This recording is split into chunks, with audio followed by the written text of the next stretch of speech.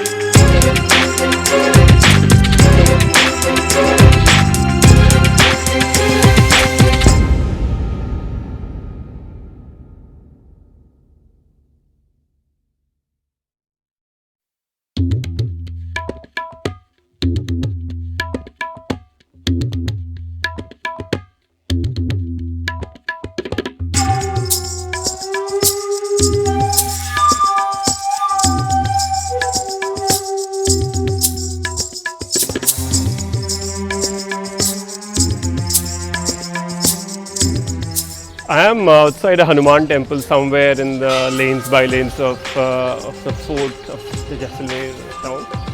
Now it's a UNESCO World Heritage Site as part of collection of forts from Rajasthan, so it's a protected monument. It's also known as a golden fort because of the way the stone is, and especially during the morning and the evening hours, it just glows like gold. If you look behind me, maybe you'll get some idea of what it's like. So.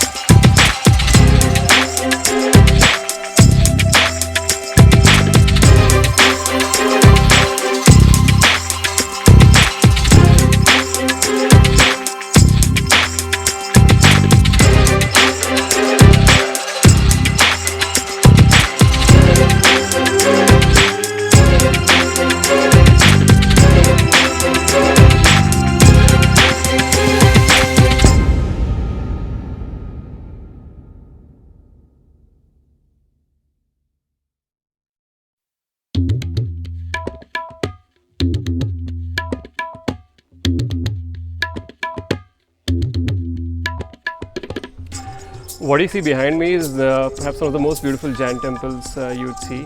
It's a Parshvanath temple, and it's located right within the fort. So this is how the story goes, why a temple was made inside the fort, though there were no Jains living inside.